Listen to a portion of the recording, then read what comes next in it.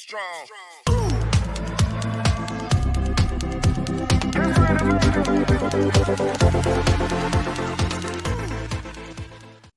Oh, that'd be dope. Thank you so much. All right, I'm done talking for the rest of the day. Thank you guys. Bye Y'all- forever. Bye. Take care. All right, guys, so I think we're ready to start. I just want to ask one thing. If you guys could keep your mics off just so the background noise doesn't interfere with the med students giving us their knowledge, that'd be great. So my name is Bree. I'm the VP of events on the Pre-Med Society, and we have 3 med students here today that are going to talk about like their med school journey, and they're just going to talk about any myths that you may have heard, and they're going to debunk them. So we'll introduce them. And you guys can introduce yourselves right now if you want. Cool. Are we unmuted? Can you guys hear us? Yeah, we're unmuted. Here Sweet. you guys. So I'll go first. My name is Advait Desai. I did my undergraduate degree at University of Windsor. So shout out University of Windsor students out there. I actually did it in, why are you guys laughing? Come on. Go on. Just keep going. I did it in biochemistry, and so yeah, I got into med school right after undergrad. I'm currently in my second year of med school. So last year was the first year we all started, and it's been a great journey so far. I'm just trying to give back, help some people out, because I had people who helped me out when I was in your position. So that's why we're here today. And I'm Haley. I'm from Windsor, but I did my undergraduate degree at Trent University, and now I'm back. So we're all second-year medical students on the Windsor campus. So we're right here in the city. And yeah, I'm excited to be here. My name's Kylie. I am not from Windsor. I did not go to school at Windsor. I had no connection to Windsor before this, but I went to Guelph for my undergrad, and I'm from Richmond Hill, which is like GTA. I'm about like half an hour north of Toronto. That's where my hometown is. But yeah, same as them. I'm in second year at Western. Oh yes, and the most important thing about the 3 of us and how we're all connected is we have a podcast called Tachy Talks. You can find it. You can listen to us on YouTube, Spotify, Apple Podcasts, literally wherever you listen to a podcast. Haley has managed to finagle us onto it, which is pretty sweet. And pretty much we talk about medicine, what med school's like, and a lot of topics pertaining to pre-meds. So if that's something you're interested in, check us out. We really appreciate it. You can follow us on Instagram too. Cool, thanks guys. So everyone go follow them on Instagram. Thank you. Thank you. So we're gonna get into the myths now. So this is the first one. Okay, so I'm gonna start. Medical schools look down upon taking the MCAT more than once. That's the myth. And then, should we go to the next one? Next slide. Sure. Thanks, Bree. Debunked. So I'm gonna expose myself here. I've done it a lot on the podcast, but I actually wrote the MCAT 3 times now. And I'm never writing it again, thank God.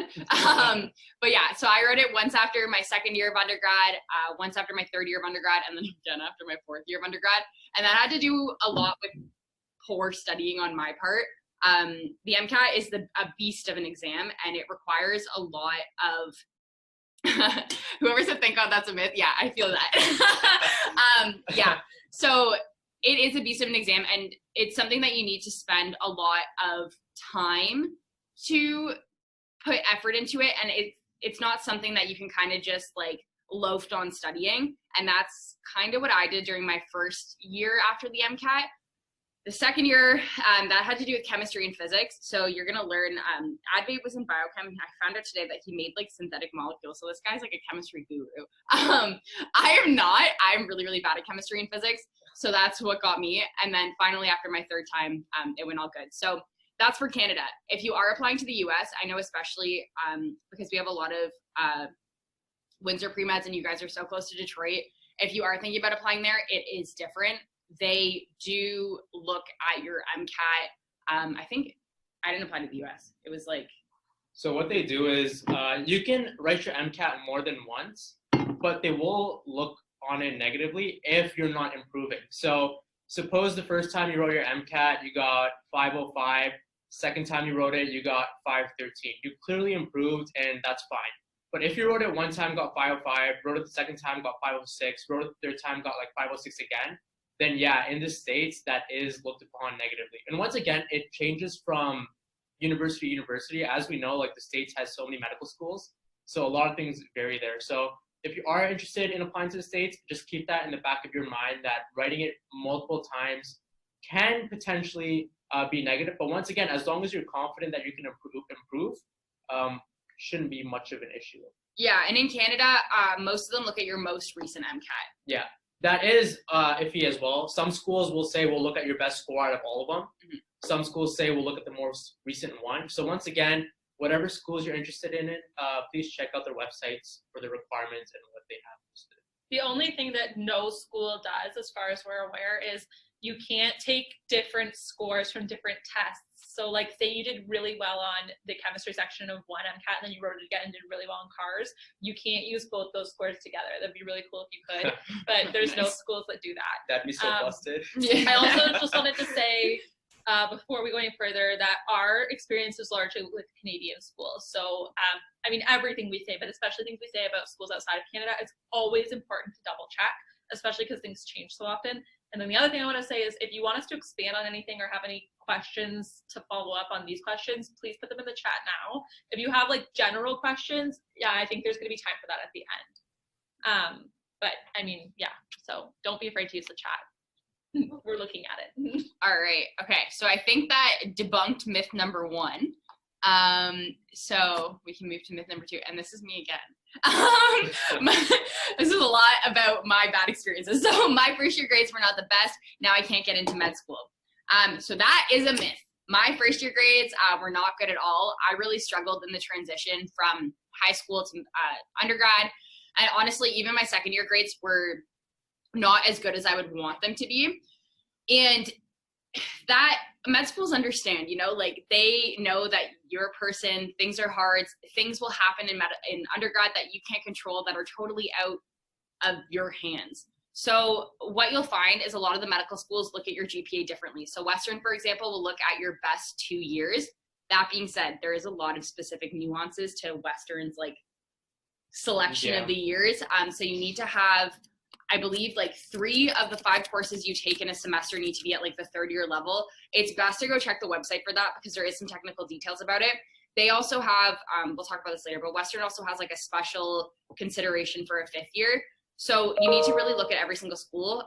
U of T has their own special GPA calculation. Ottawa, they like, back when I applied at least, which is the same as you guys, they multiplied like your first year by 1, second year by 2, third year by 3, fourth year by 4. They weighed like the grades you got in your later years more than the grades you got in your earlier years. So yeah, like Kylie was saying, if your first year grade wasn't the best, if you do improve, there are chances that schools have for you available. For sure. Somebody asked here, what is the standard GPA to get accepted? And that varies from school to school. Yeah. And also you'll find that a lot of them will say like, oh, you need to have like at least a 3.5 or whatever. And that's like the very minimum. So honestly, it varies from year to year because they're going to compare you against that year's pool of applicants. So if everybody applies with like 3.9s, then that's the standard for getting accepted. So you don't really know in advance. You just have to do your best to get a high GPA. But that being said, like you don't need to have a 4.0 to be competitive. There's so many other parts of the application, and like I didn't have a 4.0. Did you? Yeah, that's nice for you. Okay, well, I'll tell you mine. My 4-year GPA was at 3.62, and my 2-year GPA was at 3.8. And a lot of the people who are applying from Windsor will actually have the swim-in advantage. I didn't have swim-in, so I had to do it without my geographical location, like you two. No, I'm just kidding. But yeah, so there are a lot of different ways that the schools consider your GPAs, and it's best to look at every single school. But just because you have a bad first year doesn't mean that you're out of the running. And also, it's like a holistic application. So they're going to look at your MCAT, they're going to look at your GPA, they're going to look at your extracurriculars. A lot of the schools have now added Casper. Queen's just added Casper for this cycle. Yeah. So that all comes into consideration. So if you don't have a great GPA, that could be outweighed by an excellent MCAT or excellent extracurricular. So it really depends on the school.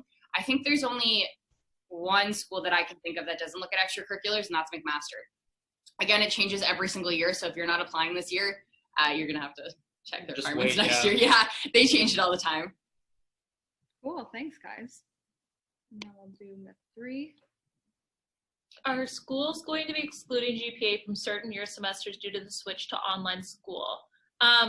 So I don't think Schulich they might have said it. Honestly, because we're out of the admissions loop a little bit, it's best to check the websites. All the schools will have like an announcement explaining it, and I don't want to say anything that's wrong. So just look at all of the websites.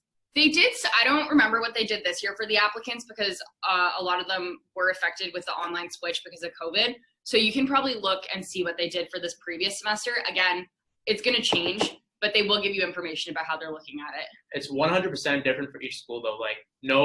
Like the schools haven't got together and figured out a consensus way to handle it all. Every school is doing it differently, and like I'm just gonna shout out the subreddit Pre-Med Canada just because like I saw a post on there a while ago, but somebody did make a post on that subreddit if you do use Reddit about which schools were using what grades and how they're going to calculate their GPAs due to COVID. So check that out. If not, the best thing to do, honestly, is email the universities or get in contact with the universities. Because don't be afraid to do that. They will give you all the answers you need. Yeah, email admissions. They have it's better to email them and get the answers you need than go through the application and not have a piece to your application and it's not complete. This one's yours.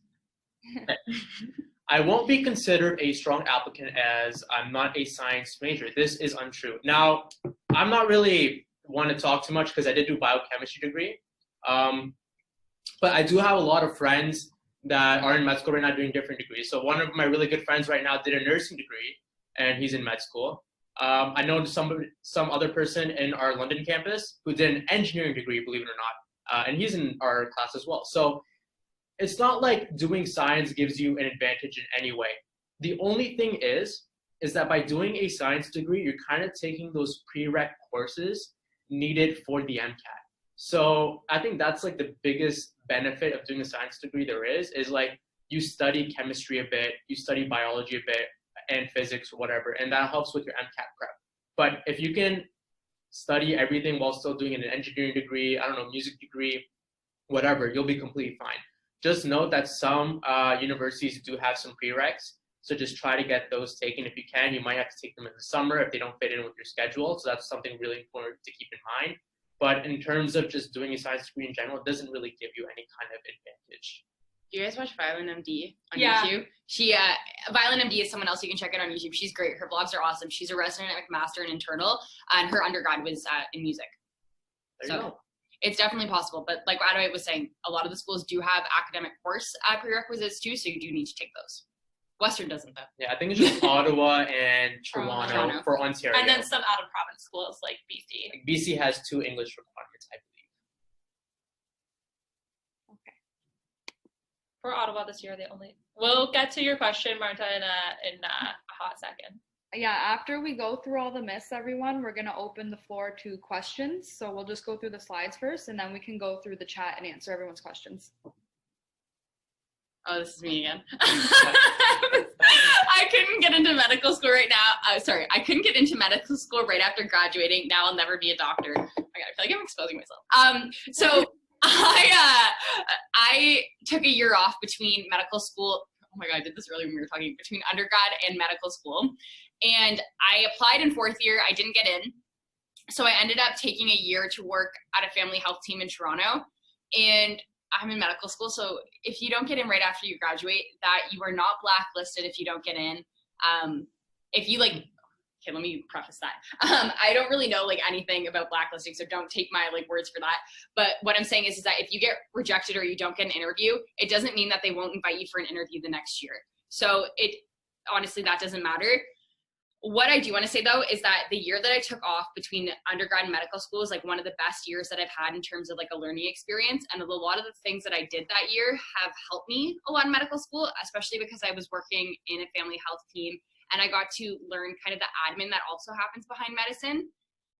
That being said, you don't need to go out and work as a receptionist at a medical clinic. That's just something that I did that I found really useful. But a lot of people will decide to go do masters. We have a first year on Windsor campus now who does PhD before coming to medical school. So if you don't get in right after undergrad, it is not the end of the world. I know it's so hard seeing your friends get in and you might not have gotten in that cycle, but there is still more opportunities and you will have more chances. The majority of people don't, the majority of our class I don't know if it's safe to say majority, but definitely a large proportion of our class didn't get in right after undergrad. Like a lot of people have master's degrees or worked, did something in their year off, but like you're not, if you do take a year off or two or do a master's degree, it's not like you're going to be the only person in your medical school class. There are so many people. And if you just think about it, like if you get rejected from medical school, you are in the vast majority of applicants. Most people do not get accepted to medical school. Those are just the numbers. So don't beat yourself up about it. Like there are just so many qualified candidates that at some point it becomes a bit of a luck thing. I think the average is like 2 to 3 cycles it takes for someone to get in. As well, 2 to 3 cycles. And same thing goes for the MCAT. Like I've heard the average is 2 to 3 MCAT seatings. I don't know about that. So I'm not gonna... Don't take my word for it. We like, as we say on the podcast, if you listen, like we don't know anything about admissions. It's just like our experiences. Yeah. So that's just a rumor I've heard. I think the average age for our class though, like last year when we started, 2019 September, it was 24 or 23. They said it during our like orientation. So most people would have taken a year off. Most people did not get in right after.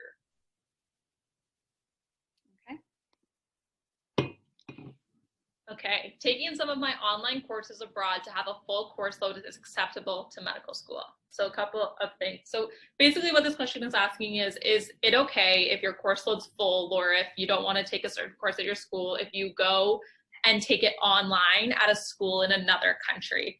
And how do med schools look at that? And the answer is it's going to be different for every single school. You do need to make sure though that the school that you're taking that online course at is accredited. So some schools aren't accredited and the courses will not count, and then you've just kind of wasted your time. But basically it's difficult to answer because there are so many courses you could be taking out there from so many different schools, and the answer is it's best to get in contact with the medical schools you're applying to and ask, just like to be completely certain that it's going to be okay. The other thing that I just wanted to touch on here is that what I've heard of people doing, not necessarily taking online courses abroad, but taking online courses during the summer. So most medical schools in Ontario do not count summer courses towards your overall GPA. They're not included in the GPA calculation. That's not true for every school, but it is true for several schools. So if you have a course that's required for your degree, that's a little bit more difficult, and you're afraid that you might not get a great mark, but it's not a requirement for medical school, take it during the summer, because then even if you get like a score that's going to throw off your GPA a little bit, it's okay because medical schools don't count it towards your GPA calculation. A couple of caveats there is that some schools will say that you need to get like at least a 70 or something like that, so you still need to try. Like you can't just like take it as a throwaway course. But I mean, like I don't think pre-med's for the kind of people that don't try, so I think you're fine. And then the other thing is make sure that it's not a medical school requirement, because summer courses, some schools won't count that towards their medical school requirements for schools like Toronto that do have requirements. So the answer here is it is completely dependent on the specific situation, and it's best to look online, get in contact with medical schools, and ask them directly. Cool. Okay, thanks guys. Okay, this is me again. Students from bigger schools have an advantage over me. Okay, so like I said, I went to Trent University. If you haven't heard of Trent University, that's because it's very small. It's in Peterborough. When I enrolled, we had about 8,000 undergraduate students in total, like through the whole school. And I think we have like 3 or 4 master's programs and like 1 or 2 PhD programs. So it's growing for sure. I think after me, the enrollment doubled every year, largely because of the scholarships. So at Trent University, they don't do this anymore, but when I was going in, if you were entering with an average over 90%, you got a full ride scholarship, and then you only had to maintain an 85% to keep that for all 4 years. So that was a pretty sick deal. Sorry. They don't do that anymore because there's too many students.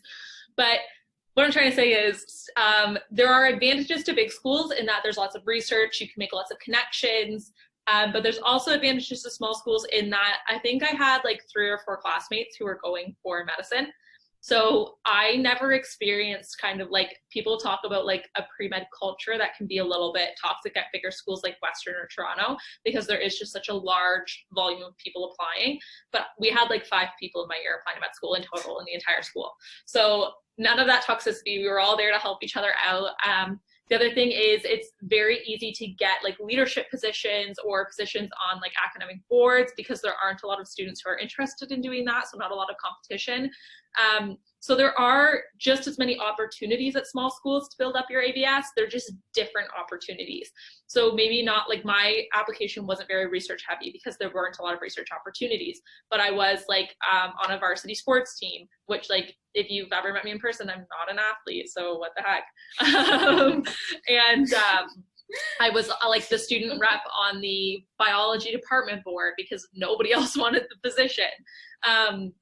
And so out of the 5 of us that applied to medical school in my year, 3 of us got in. So that's a pretty good success rate. You definitely, like when you're applying, they don't really look at the school that you're coming. Like they didn't look at my application and say, oh my God, she's from Trent. Canadian education is very like across the board, pretty equivalent. I'm not gonna say very equivalent because I think that like going to U of T probably is really hard. No, they absolutely, I've been told that they don't look at the school that you come from. There's no like Yeah. rating based on the school because like Canadian education is pretty equivalent across the board. Like we have to meet certain standards to get our degrees kind of thing, right? And so Windsor, Advait and I had this discussion about whether Windsor was a small school or not. They 'cause got I'm in a sure fight lots about of this, you are actually. about Windsor. I To think me, Windsor's a small Windsor's school. not a small school, but you may be concerned because Windsor's a smaller school about your chances of getting into medical school, and it does not matter at all. They don't take that into account in your application. An education in Canada is an education in Canada, and that's all that matters. So don't worry about that. Yeah, just what, because we had this discussion before when we were going through the slides. Advi and I are both from like what would be like considered a medium-sized school. I think Windsor's medium as well as Guelph. And as Haley was saying, like there's advantages and disadvantages to any of them. We were told that someone from UBC was logging on. So UBC would be a bigger school and there's advantages to that, which is something that I think all of you considered when you were picking what school to do your undergrad at. So again, all the schools in Canada, like we have good education here. This is, And Kalina, about the prerequisite courses over the summer, that could have changed from my year. So if it doesn't mention it on the Toronto website about it not being allowed, don't worry about it. Just disregard that I said that because it's been a couple years since it's been 2 years since we applied. So if they don't say anything about it, don't worry about it. beautiful. Cool. All right. So as long as I have a good MCAT score and GPA, I'll get into medical school. This is not true. I mean, yeah, if you have a good MCAT score and GPA, it'll probably help your chances. But is that all you need to get in? No. The way things have been going, schools are getting way more holistic. They care more about you being a well-rounded individual overall rather than just having good scores on your tests or like your exams. So like schools care more about the extracurriculars you do, about the experiences you have to share and the things you learn from this. So if you go on CanMeds, it's a website. It has pretty much 6-7 things that they're looking for in medical students. And this website has pretty much what you want to look for in your undergraduate degree. You should be looking for experiences to fill up these different categories on the CanMeds website. Just having a good MCAT and GPA, maybe it'll help you get an interview, especially places like McMaster where they don't really look at your extracurriculars. But then once you're actually at the interview process or MMI or whatever, you sometimes have to talk about your experiences. And if you have no experience to talk about, then there's nothing that can help you out really over there. So it's a good balance of everything. Yes, you want to have a good MCAT. Yes, you want to have a good GPA. And you want to have those extracurriculars available just to show that you're well-rounded. Haley's just about, I can see her going to type the CanMeds website into the chat. You can just Google CanMeds too. And something that is CanMeds is so important. It is literally the backbone of Schulich's new curriculum. And if you're writing essays for medical school or you're thinking about applying for medical school in the future, I think it's good to start putting your extracurriculars around that as your backbone and definitely write your essays around it as well. That's what I did. Yeah, personally. like little tip, if you're ever writing essays for medical schools in the future, try to use those keywords like collaborator and things like that. It just Collaborator, scholar, I also a little sprinkle communicator. essays that I've looked over, people avoid using the word and they try to kind of hint at it, and don't do that. Just throw those words in there. Buzzwords. Collaborator. Don't try to say I was good at taking things and putting them together in a cohesive. Just say collaborator. I'm a collaborator though. Okay. So if you have questions that aren't directly related, we're not ignoring them. We're going to get to them at the end. Just At the want end, to yeah. throw that out there. Okay. Like Bree said.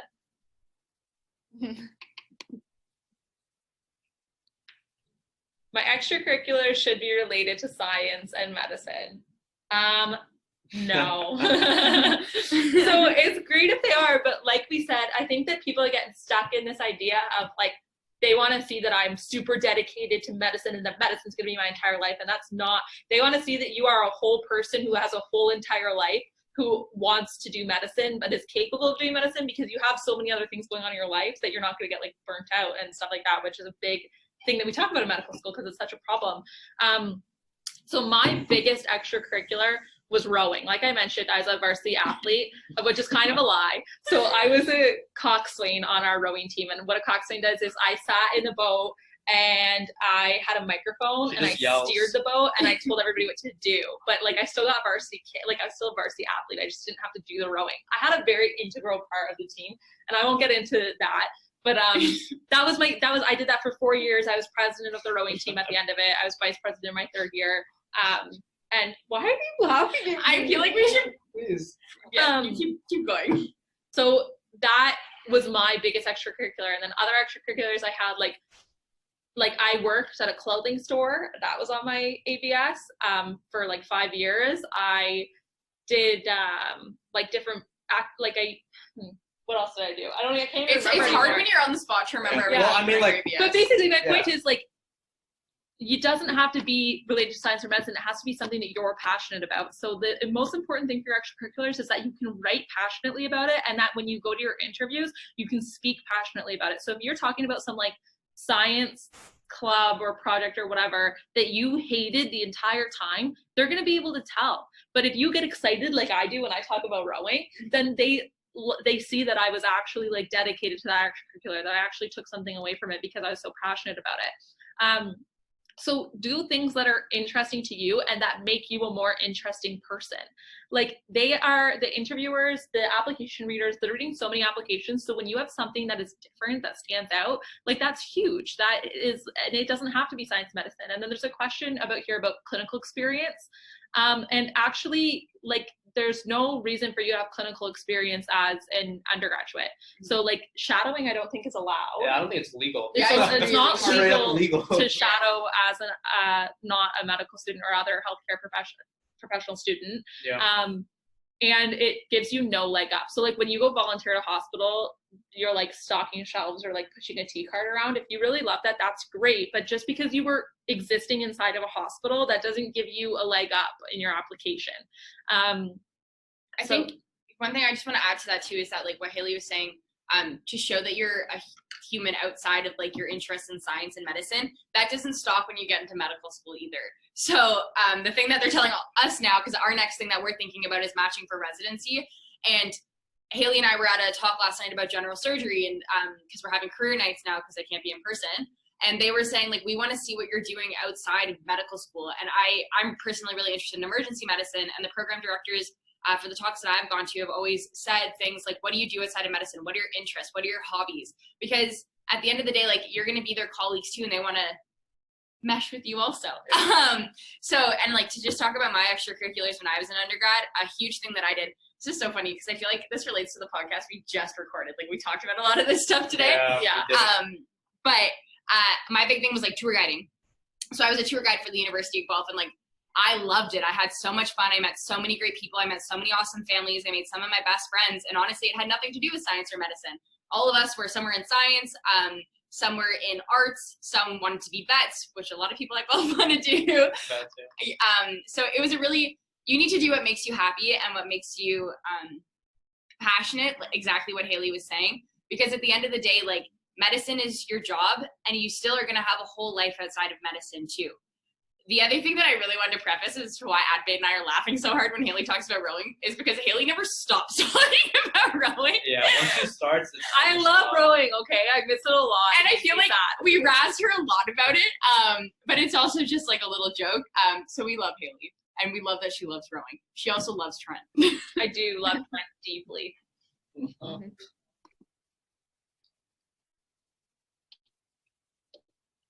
Was this? I think this is you. Okay. You have to do research or be in a research lab to get into medical school. Okay, I'm like plugging the podcast so much. This is what we talked about today on the podcast, so it's coming out tomorrow. But do you have to do research? And the answer straight up, no.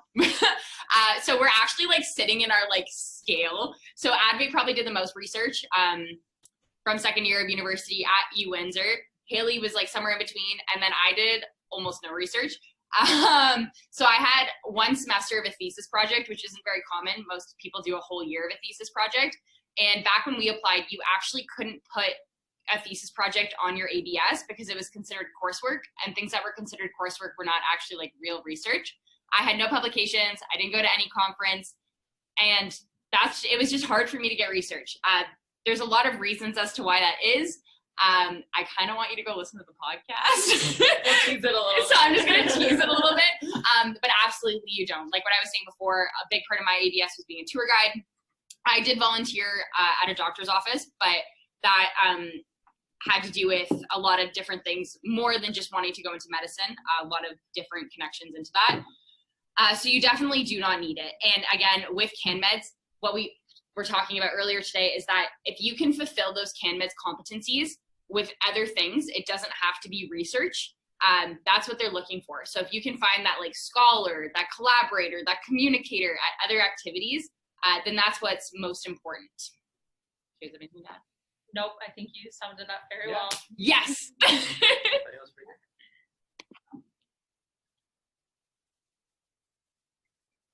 You were going to talk about that. Okay, if I take more than 4 years to finish my undergraduate degree, it will look bad to the admissions committee. No, it won't look bad, but the main thing is you have to be really careful with how this is done, because a lot of schools require full course loads, right? And as long as you're taking a full course load, it won't be an issue because they'll look at your whole year. But if you're taking 3 courses every year until the point of graduation, then yeah, it's going to negatively affect you, because med schools are looking for you to take a full course load to know that you're taking like that, to know that you can pretty much handle all that coursework, because med school is going to be even more work than that. So the big thing is, if it takes more than 4 years, it's fine, but it has to be completely full course load. And once again, it's different from university to university on how they do it. Like Western does take into account an additional 5th year when you're actually applying. But other universities, like if you're doing more than 4 years, it's fine, but they might not take into account those additional years in terms of actually checking for your GPA. I don't know if you guys want to add anything to that. Yeah, so like you might be wondering now, like why else would I take 5 years to okay, that's exactly what I was just gonna say. What if you did take full course loads but you changed programs so it took you longer to graduate? Yeah. Exactly. So that's a reason that you might have taken more than 4 years, but you have a full course load every one of those years, so it doesn't negatively impact you. You like for Western, and I know we're talking about Western a lot because we go to Western, they call your 5th year your special year, and there are special rules around it about like for it to be considered your 5th year, how many courses need to be at the 4th year level. 3rd and and 4th year level. There's like different rules that we're not going to specify because I don't know them off the top of my head and I don't want to say anything incorrect. But yes, if you changed programs so you took longer to graduate, that's completely reasonable. You changed your mind about what you wanted to do, which is very common, and so you needed some extra time. That does not reflect on you negatively in any way. Yeah, but like she was talking about for Western, it's, so I'll just use what it's like normally. If you're in your 1st year, whatever, you just need a full course load. If you're in your 2nd year, at least 60% of your credits each semester have to be at a 2nd year level. If you're in 3rd or 4th year, at least 60% of your credits each semester have to be at the 3rd or 4th year level. So they're doing that because they don't want people to be in 4th year taking a full course load of 1st year classes, because it's the same thing. You're kind of like avoiding that coursework that should be assigned to you at that skill level or at that year level. What if you changed program but still completed your undergrad in 4 years? Can this negatively impact an application because you would have 2 years of majority 1st year courses? No, so I actually hit, I don't know, do you guys have like, do you know if you have a max of how many 1st year courses you can take? Well, I'm pretty sure universities in general have a max of how many 1st year courses you can take. I got an email in 2nd year that I hit my max because I took summer courses and stuff. So they were like, you can't enroll in any more 1st year courses, Haley, please stop. And that didn't negatively impact me. So as long as you meet, I think the requirements are mostly in 3rd and 4th year that you need to be taking courses at a 3rd and 4th year level. But if you completed your degree in 4 years, then you would have met all those requirements for your degree. So you should be good to go. You might want to double check, but like, I don't see you running into any problems there. I actually switched majors because I was in biochemistry, and then the bio-med program that I ended up graduating from was new. So I switched after my first year into biomed, and I was fine. But I am going to tell you just in case, because I want you to be aware of this. If you switch your program, like 2nd year, for example, and you have to take a bunch of first year courses in your 2nd year to kind of come back or catch up with everyone else, you might want to double check with the university, because I understand like you're catching up, but at the same time, it's like the university might not calculate that year into your GPA. So once again, contact the universities you're interested in and see how they do things. But as long as you are taking like whatever requirements are on their website, like I said for Western, if you're in your 2nd year, at least 3 of your 5 courses each semester at 2nd year level, like you should be fine. And if not, like they just won't look at those years.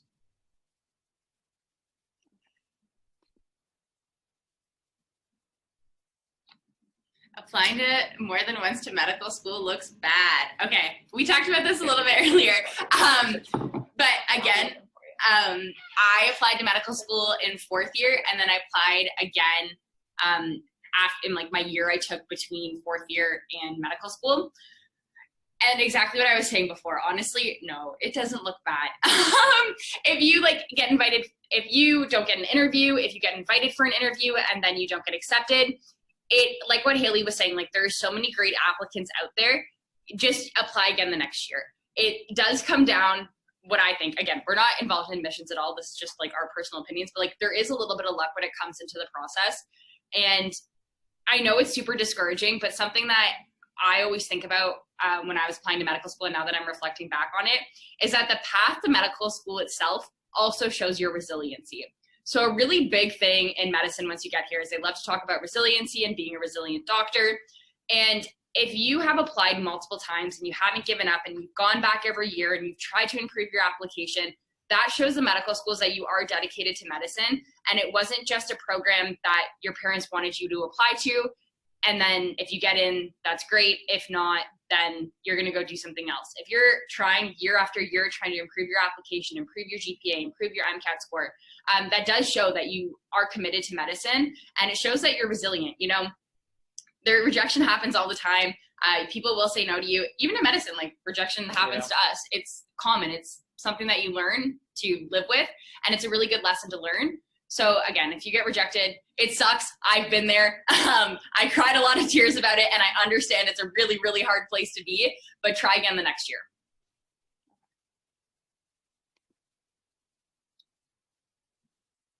Is me. Sure, yeah. I have to be involved in a million extracurriculars at once to be a good applicant, quantity over quality. So again, we did kind of address this, but like absolutely untrue. So if you're on 100 million different clubs and you are like on them for 1 year, or you're like kind of like half committed to them, it doesn't matter that you have 100 million different clubs, because what did you do? What did you learn? They're looking for longitudinal experiences that you invest in and that you get something out of. So most of those are like experiences that you commit to. So for example, if you started as like a general member and then you became like a social media whatever rep, and then you became the vice president, and then in 4th year you were the president, like that shows a lot of growth and a lot of different like learning opportunities, a lot of things that you can talk about. I'm not saying that you have to do that with every single extracurricular. So you don't want to go too far to the other end where you're only doing a couple of things because you need to be president of everything that you're involved in. Like that's not a good approach either. So I think like a good approach is think about like, what are things that I'm really passionate about that I really want to grow into and like spend a lot of my time on. And those are like your big pillar extracurriculars. And then you fill in the gaps with smaller positions, less commitment. And that gives you good depth and like breadth of like experience. I like that.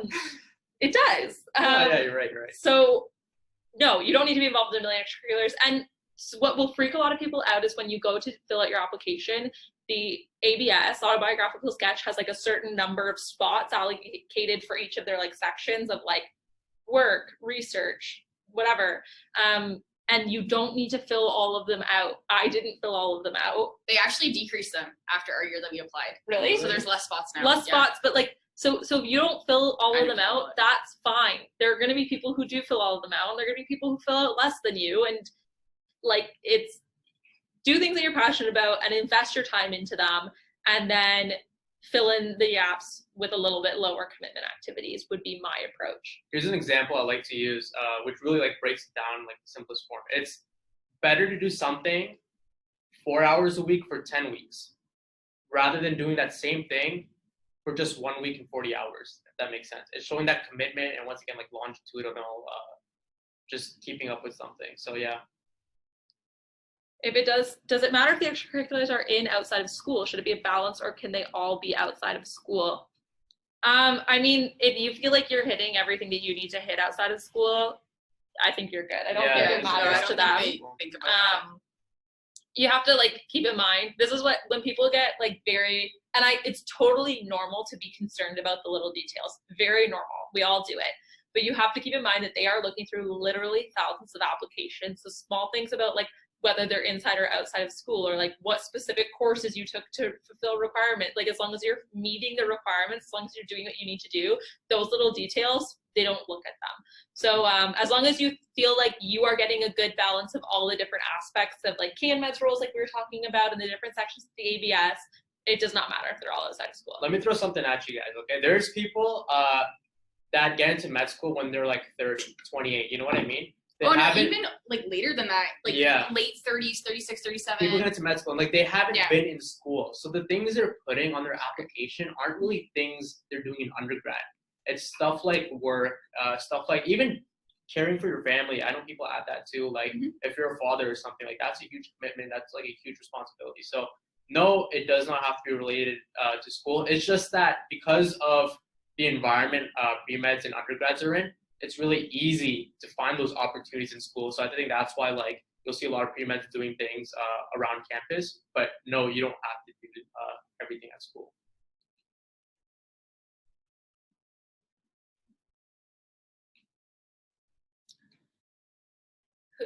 Oh, I was going to do this one. Yeah. I did not get close with professors in my undergrad career, so I will not have a good reference letter for medical school. Fake news.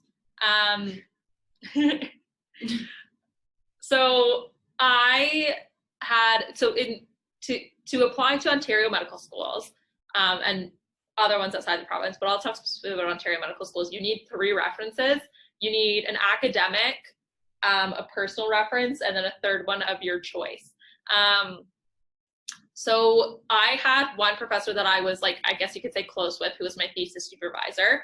And I wouldn't, like, we weren't like best buddies since first year. Like I started working with her in my late 3rd year, early 4th year, like before reference letters were due. And she knew me a bit. I was in a couple of her classes and worked in the lab, obviously. And that was my academic reference. And then my 2 other reference letters were both rowing coaches, which, yes, the limit is 3 for OMSAS. So for Ontario schools, they do limit you to 3.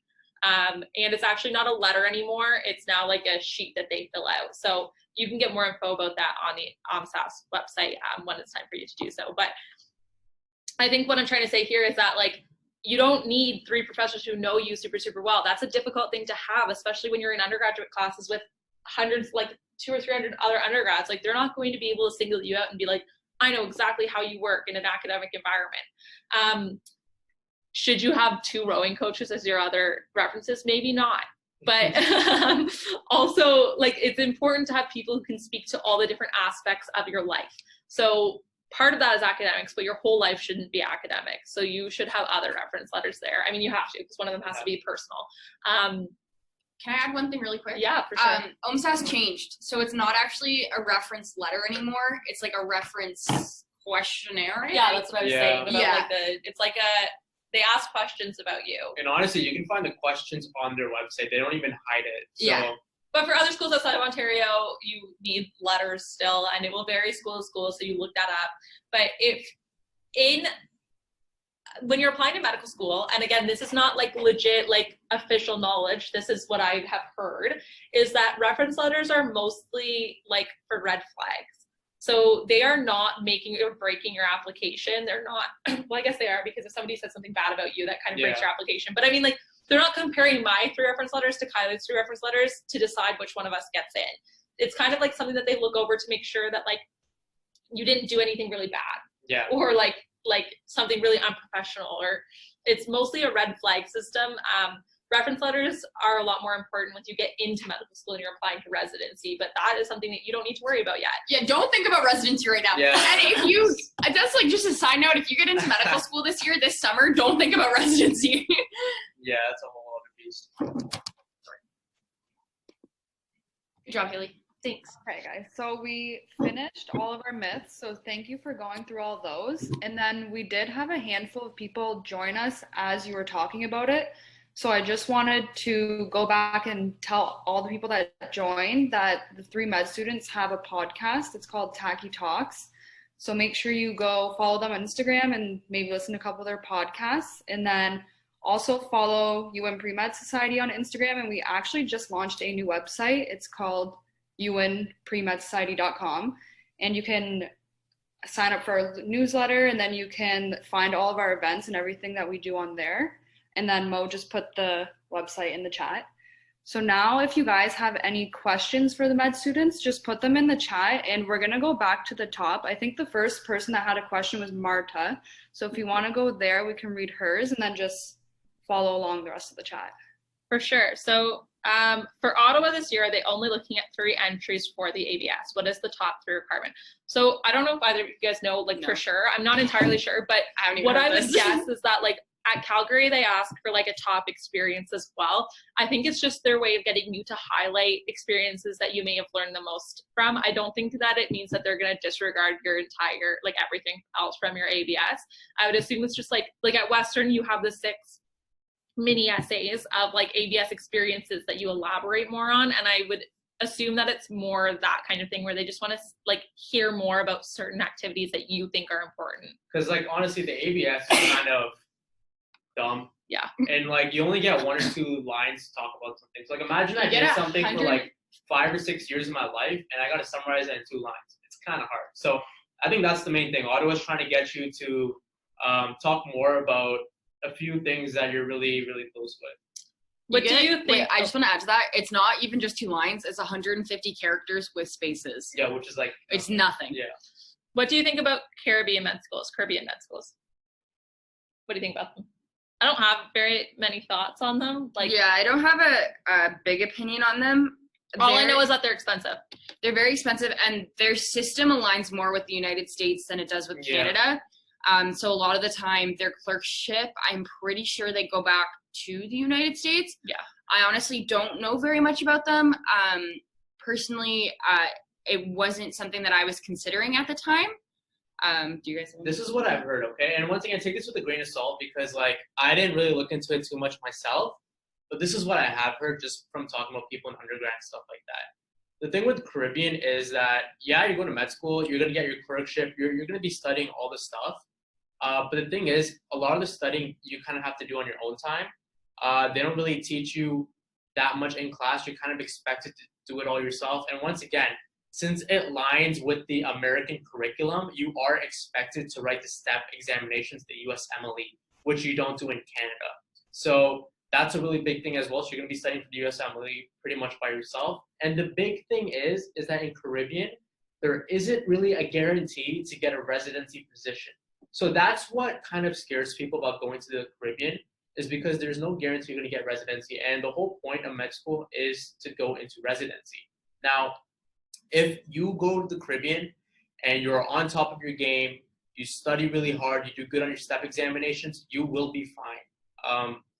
So I've had like preceptors at Schulich that I've been matched up with who did their education in the Caribbean. So it's not like it's like you're going to med school for nothing. There's still, it's just maybe more difficult, more rigorous. It's more difficult, greater risk, yeah. And with that too, this isn't just about the Caribbean. This is about any school outside of Canada. I'm not really sure. There's some American schools, but to give you, based on like the little knowledge I have about this, when you go into residency, there's 2 streams.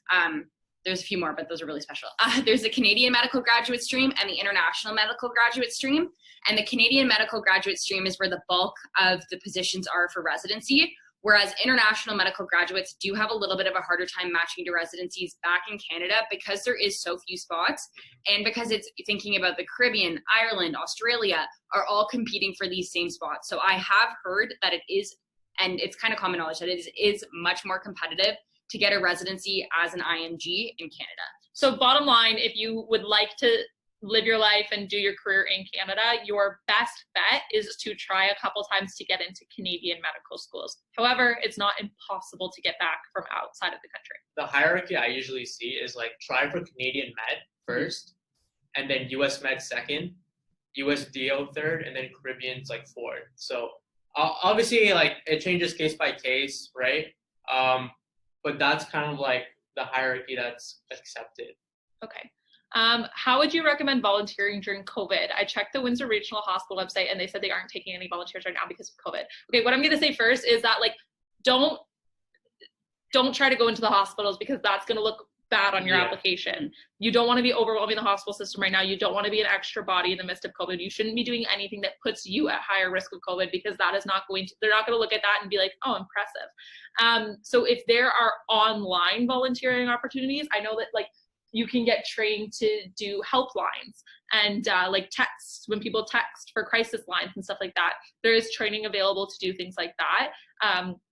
But also, if there are gaps in your application right now because you can't find a volunteer position during COVID, it's going to be the same for many pre-meds across the board. I wouldn't look at it like you're missing out on anything right now because everybody in Ontario, at least, if not Canada, is in the exact same position that it's very difficult to find volunteer positions right now. So focus on staying safe and healthy. There's also like grocery delivery services if you want to volunteer for that. But yeah, I think the big thing is like you shouldn't really be trying to go to the hospital right now. And if anyone understands COVID best, it is medicine. Like the med schools understand. We ourselves have been affected by COVID greatly. Our curriculum has been affected. The admissions process has been affected. Clerkship has been affected. So they understand. And honestly, like this has been a really hard time for everyone in terms of mental health, staying healthy. A lot of people, it's been hard, and medical schools, they do understand that. They understand you are human. So if you had to take a few months off volunteering and you had to stay inside and quarantine, and please wear your mask, then they totally understand that. So don't try to put yourself into a high-risk situation in medicine because you think it'll look good on your application. Put yourself first and make sure you stay healthy. And honestly, we have like 5 minutes, so 5 minutes. All right. Wait, sorry. I just want to double check because I know Mo was saying that they might do 20 minutes after. Bree, do you guys want it? Is there a certain time? Guys, it's completely up to you guys.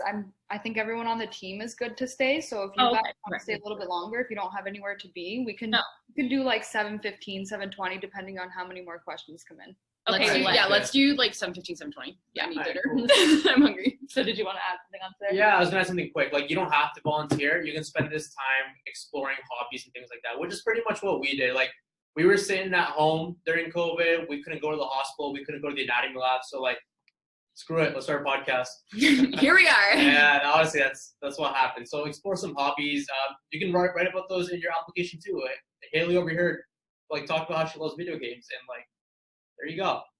There's like a little section on the ABS for like other, I forget exactly what they call it, but like you can just put random stuff in there, and they like it's a good place to demonstrate that you are a human being with hobbies and interests that maybe aren't like productive. You know, it's okay to not be productive in every single thing you do in your life. Mm-hmm. Can you talk about your experience going into medical school interviews? That is a big question, and I feel like we are going to do a podcast episode on it, and I also feel like maybe we can talk to the pre-med team about having another event closer to interview time, because I don't want to just gloss over that. I feel like you need a real life answer. So if that's okay with you, Sarah, we're going to save that. And if you have like pressing questions, you can always DM Tachy Talks and we can talk about it on there too. I am in first semester in biomedical sciences. How can I find extracurricular activities? I think honestly, social media is the best place to be right now. All of at least I know when I was running clubs, like we put everything out on Facebook, on Instagram. UWin Pre-Med. I like follow your Instagram, and you guys are always putting out really cool resources. I wish I had that at Guelph. We didn't have anything like that. So definitely follow their Instagram. I know that you try to hook them up with volunteer opportunities. And honestly, like, join clubs. Yeah. Google UWindsor clubs, and I'm sure a page will pop up, and just like join whatever you're interested in. And if you really like it, then maybe you can run to be like on the board next year or something. And if you hate it, then you never have to go to a single meeting. That's the beauty of clubs. And I think being in first semester, you have a lot of freedom. You have 4 years ahead of you to kind of make your undergrad what you want it to be. So start like exploring your interests. You can play if you're interested in sports, if you're interested in academics, and you can kind of tease through that. I don't think you need to go into any certain path. You don't need, I know some people don't really like committees and doing student council, and that's totally okay. You don't need student council if you don't like it. And I'm gonna be honest, like in my first year of undergrad, I was in 0 clubs, 0 extracurriculars. I did nothing because I was just trying to focus on my studies. A lot of people told me, hey, university is really hard, so I got kind of spooked by that. And so my main goal was just to keep my grades up and do as best as I could in my classes. And then I started exploring clubs in second year. So you have a lot of time. Like Kylie was saying, explore social media a bit. If you don't have a social media account, like I didn't have an Instagram account, legit made one a few months ago. Like we pressured him into into it. There's a lot of stuff on there. Do personal endeavors such as making music count as an extracurricular? So yes, we kind of just talked about this, but there is like an extra section for things that don't quite fit into the other ABS categories. And I talked about traveling. I talked about playing video games. I know people who like put stuff like dog mom, and that there, and maybe that's not the strongest one, but like people put stuff like that on there. It's not going to hurt you. And making music sounds like something really cool, and if you're passionate about it, something that you can talk about, and you probably gained a lot from your experiences doing that. So absolutely, that counts as an extracurricular. Yeah, I put dancing for mine thing as well. So it's like, put in whatever you think you're passionate about. Can you talk a little bit about priority for application based on where you live? I'm a bit confused about that. Yes, so that not every university has this. We'll talk about the Ontario schools. So in Ontario, there are 2 that have like geographical considerations. That would be Schulich, so Western. They have SWOMEN, which is Southwestern Ontario Medical Education Network. So if you live in the SWOMEN network, which I don't know all the counties, but you can look them up online. Pretty much London and below. No, it's an entire. It goes up to Bruce County, like Owen Sound. Yeah, there's. Then they have a map. You have like lower MCAT cutoffs. Is how it works at Schulich. So it just helps you that like you don't need to score as high on the MCAT if you're. And the way that you prove that is that you bring a transcript from your high school that was in Southwestern Ontario in one of these counties when you go to your interview, or they might make you submit it differently if interviews end up being online. They'll have instructions about that, but that's the priority, is that you have lower MCAT cutoffs. And then the other school in Ontario would be NOSM, Northern Ontario School of Medicine, which is like a mashup from Laurier and no, it's Laurentian, Laurentian and the school in Thunder Bay. Lakehead. Yes. There you go. But so they have one Sudbury campus and one Thunder Bay campus, and the entire purpose of that school is to put physicians back into Northern Ontario rural communities. So they do typically only take applicants from Northern Ontario. So like I didn't apply because I knew, being from literally the most southern city in Ontario, that I wasn't going to get in there. But that is like less of a concrete. So they don't have like on the Schulich website, it says that if you're from Southwestern Ontario, these are your MCAT cutoffs, and they are different than everybody else. Northern, it's kind of just like I don't know if they specifically say it anywhere on their website, but they're not going to take people from Windsor. Is the rule of thumb. I think it's 2 people who aren't from Northern Ontario every year get in. Which is like such a small. Which is so small. Like it was so small that I chose not to apply to NOSM because I didn't think. Wait, sorry. No, go ahead. And there are a lot of provincial things too. So like we're talking about Ontario. If you go to any of the Alberta schools like Calgary, University of. Wait, am I right? Well, so like I don't know what you're saying, so I don't know. No, but I'm saying like some of the schools from other province, like University of Calgary. Well, yeah, they have like pretty much in-province things. So yeah, so like I applied to Tachy, which is in Nova Scotia, and they interview 58 out of province students. So if you're not from the Maritimes, they look at Nova Scotia, PEI, like the Maritime provinces, New Brunswick, as being in province. And then if you're from anywhere else in Canada, they took 58 of us to interview, and they accepted 9 out of province applicants. So we don't have an in-province, out-of-province thing in Ontario. No. The only geographical considerations in Ontario are the 2 that I mentioned. But every other school, outside of Ontario does have an in-province, out-of-province split, and that's something you can look up on the website. And then can you talk a little bit more about how GPA is calculated and weighted for med school? That is different at every single school, so you can look up their formulas on each school's website. So the next one, I got it. The next one is. You're stressing me out. Sorry. Scroll with the pad. No, but right here. What are your thoughts on post-baccalaureate programs after undergrad? I was going to do one of those, and then I didn't because I got into medical school, which was nice. Okay. I don't know. Post-bac. I don't know what the advantage is. I have no idea. Do you know? I honestly, I've heard about it, it's been like a thing that happens in the States a bit more than it happens in Canada. I personally don't know anyone who went through a post-baccalaureate program. I know some people will go and start a second undergrad and there's special rules about that too, but I think you have to check every single med school's website. That being said, if your undergrad GPA wasn't where you needed to be for medical school, there's different options. Post-baccalaureate, second undergrad degree is something some people consider. Some schools you can go do a master's and that might help you. So you do really have to go check the website and then think about what option is personally best for you. I don't think any of us can give a lot of good information on the post-baccalaureate program just because we don't know very much about it. And I don't really know anyone who's gone through it. No, I don't think it gives you any specific advantage that we know of, though. I'm sorry, Kip. For OMSAS ABS, is it advised to mention my role responsibilities and events I participated in, or is it preferable to replace them with the CanMed role? Both.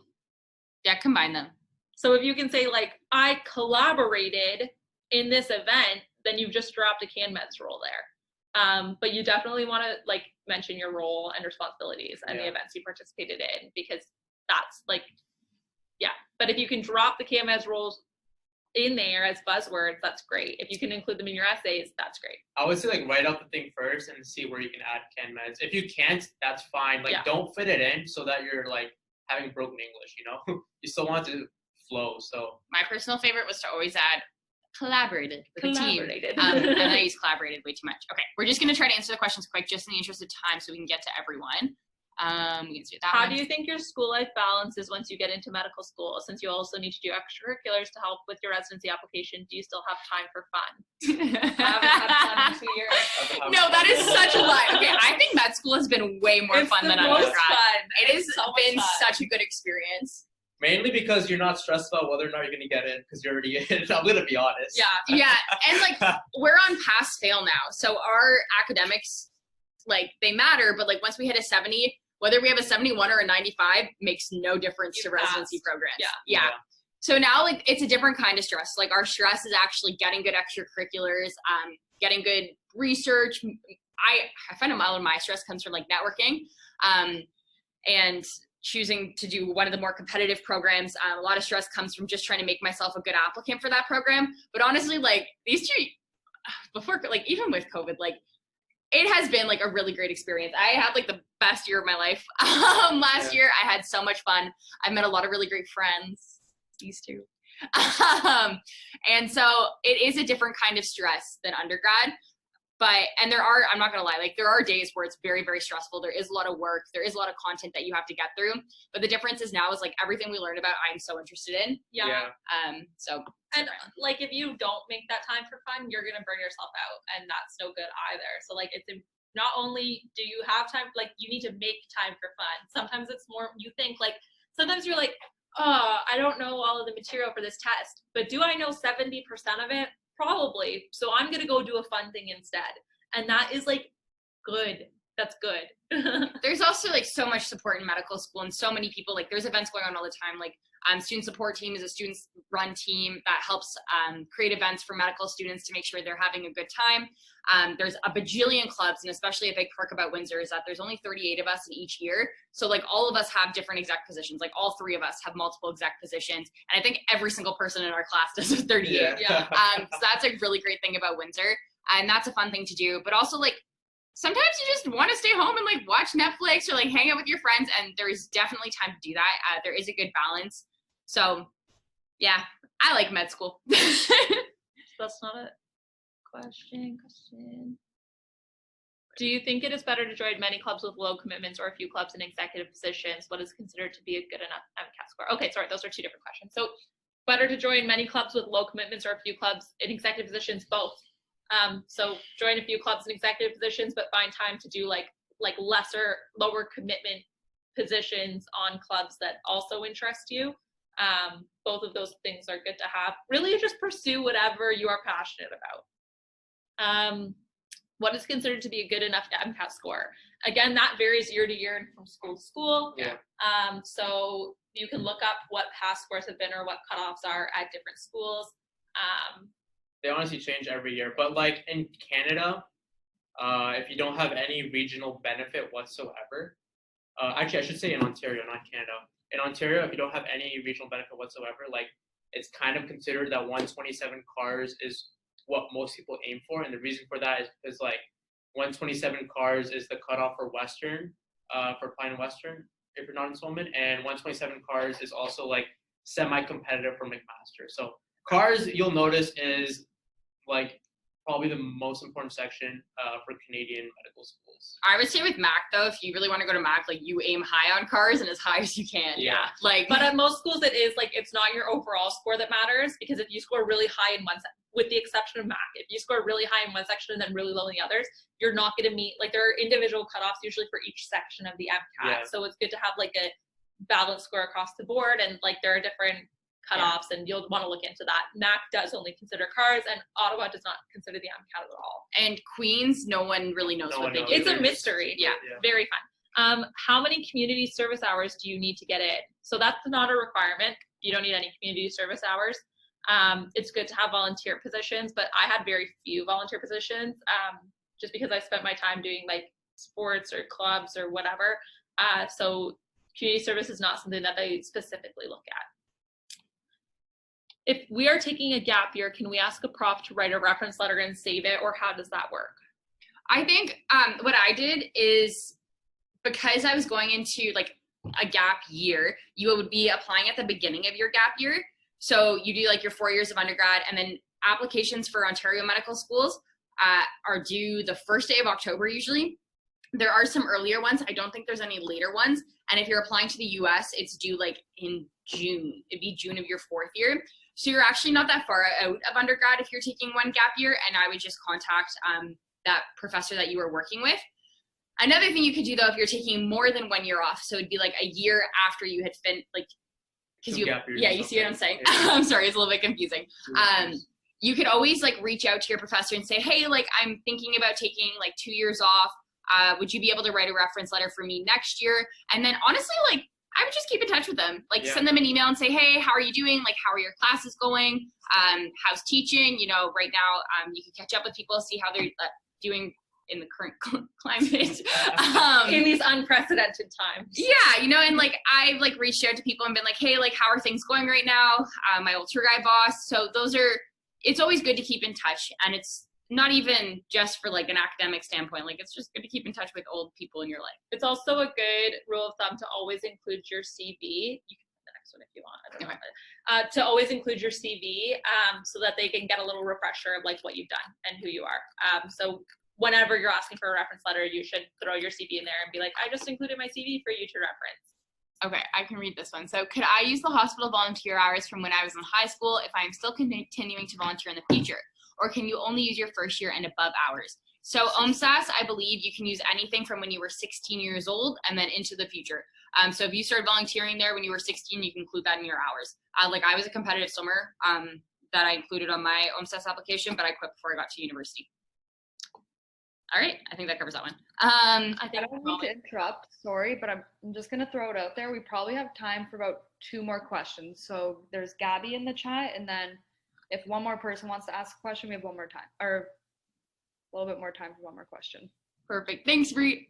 So Gabby said, do you guys know if there is compensation? I don't have my glasses on. With GPA, if you go to med school in the States, like, do they consider that our schooling is harder? And Mo kind of answered that. I don't know specifically because I didn't apply in the States, but I think there's probably some sort of conversion based on what country you're coming from, kind of thing. So like GPA calculations are different in Canada and the States. I'm gonna speak real quickly in terms of Canada. It's like if you get 85 to 89, I believe it's a 3.7. 90 plus is a 4.0. So 85 to 89 is a 3.7 in Canada, but if you convert it to the States, an 85 plus is still a 4.0. And so like the conversion in the States is a little bit different. Okay, so I actually had one question for you guys, not really med school related, but what was the inspiration behind your podcast name? Like, what does Tachy Talks mean? Yeah. It came to me in a vision. That's not true. So the way the podcast started was that like at the beginning of quarantine when we were still in school, we used to have like small groups online, like Zoom, right? And everybody would always exit out of them, and it would just be the three of us waiting to talk to each other about like class and like just life because we missed each other. And then we were like, yo, like what if we recorded these chats and like posted them online? And that's where the idea for the podcast came from. And then we were sitting and thinking of a name. And we were like, journey, path, like something about the path to medicine. Like that's what we were going for. And then I was thinking like, what do med students do a lot? We like to talk, obviously. And we like to drink coffee. We all drink a lot of coffee. And what happens when you drink a lot of coffee is your heart starts racing, you get tachycardic, right? So I was like, something about like caffeine jitters and talking. But then I was like, Tachy Talks. And that was it. And we liked it. I don't think Advay drinks coffee though. I don't drink coffee. So I just wanted So like my heart is always elevated anyway, so it's whatever, you know. Okay, I love that. Thanks, guys. Thanks for having us. Yes. I want to say one quick thing before we leave. Advay has something to plug. Yeah, so if you are a UWindsor student, there's a cool opportunity called Altitude Mentoring, and you can sign up for that. And what that is that pretty much you'll get assigned to a Schulich medical student, and they'll be like your mentor for the entire year. So if you have any questions about application process or med school or how we got in or things like that, you can just contact your mentor, and it's a really good opportunity to have. So I'll put in the website in the chat, and if you're interested in signing up for that, please do so. And if you have any more questions, I know Mo said in the chat, but you can always message us at Tachy Talks. You can email us. Our email is tachytalks@gmail.com, or you can message any of us personally if you like. We're tagged on Tachy Talks. So if you have like a specific question for one of us, you can find us on the Instagram account and let us know. And then I think Advay's just putting the altitude mentorship. You have to like actually click it. Oh wow, what is this? Also, guys, there was a lot of questions in the chat about like MCAT scores and GPAs and stuff like that. So I just wanted to let everyone know that in January we have our mock interview event, and then in March we have our MCAT AMA. So if you have any very specific MCAT questions, definitely join in on that. And then again, make sure you follow all our social media, follow Tachy Talks, and like they said, you can ask them if you have any more questions too. Thank you so much for thank you coming. Thank you. Thank you for your time, guys. Anytime. Take care. Yeah.